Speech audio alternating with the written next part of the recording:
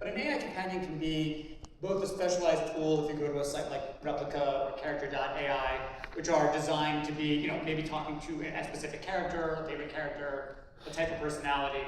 But also I'm talking about even social interactions with general use tools like ChatGPT or Gemini, where I might say like, I'm having this problem, how should I deal with it? Or like, I'm gonna fight with my girlfriend, what can I say that's really gonna win the argument? All kinds of ways that people use these things in social ways.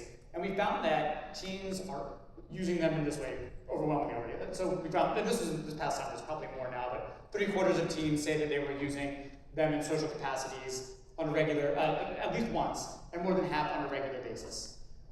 Several times a month or weekly. So it's out there. And then, in addition to that, we asked some of the follow-up questions around like, well, would you ever talk to an AI companion over a real person who had a problem or something really serious?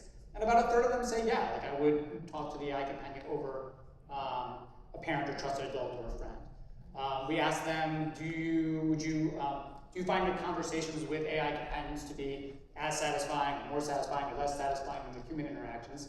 And about 1/3 of kids said that they find them as satisfying or more satisfying than their human interactions.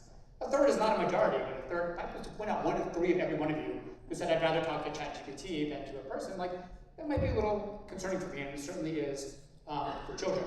And again, kind of going back to this developmental lens, we try to think about like what is it that kids at this age are supposed to be doing, right? Like in order to, what we consider to be metrics of success for kids, like I want kids to be out there in the real world, learning how to navigate complex social interactions, and that often means friction or things that like are unpleasant. The goal of child development is not to make kids happy all the time. It is to make sure they can handle even difficult situations at the right moment. So to the extent that these systems are very encouraging and sycophantic and you're right and I support you and all this, like they are not mirroring what's actually happening in the real world, and they're not preparing kids for being able to interact successfully in a world where they're gonna be in conflict with others or to have to understand the perspective of other people. And so like just put it in terms of like a sports analogy, like you need the reps. Like if you can't get the reps in the real world and instead you're getting the reps online with something that's not challenging you, my concern is that they're not going to develop the social skills they need. And I've heard more than once at CES of like, what are the skills that are going to be necessary in the future? And everyone's, it's all about human interaction. We all need human skills. That's the #1 thing. But I challenge you to think how these two things are going to integrate. If we're spending much more time talking with, incorporating AI into our lives, how that is going to translate into better human interactions down the line. And as a reporter, I often get pitches saying, well, this AI chatbot is for helping people with loneliness. And what about the kids who don't have anyone to talk to? What about the kids who can't share their LGBTQ identity? What about just you name the scenario in which you would feel horrible if a young person was so alone, and here's this potential tool. So there's a lot of hype around that, and I think a lot of good intentions as well, right? But it's far more complicated than just on the surface. Linda, can you talk a little bit about that dynamic? Yes, sometimes young people, like middle schoolers, just want to know how to even have a basic conversation in real life. And so they might have a clutch a little bit in asking, a chatbot companion, okay, how do I navigate this situation? How do I make a new friend? What do I say if this scenario happens? And it's such a great way for them to have some examples of things that they can try out in the real world.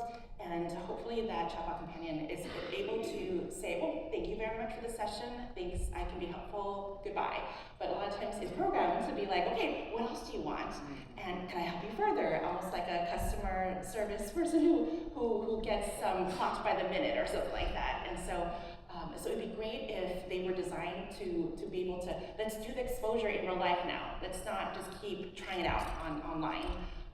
This summer, I had these digital wellbeing workshops with young people, with girls and gender minorities, and the task was to create chatbot companions that help them with their self-esteem, which they were like, wow, this is such a cool prospect, But really, the task was to get them to look under the hood of these chatbot, formation of the prompts and all that kind of stuff, and try to break it, like through red teaming, which is really the industry thing, but it taught them that, okay, there's a lot that can go wrong sideways when you're creating a chatbot that's helping somebody with something as nuanced and as sensitive as self-esteem, especially for girls in this age.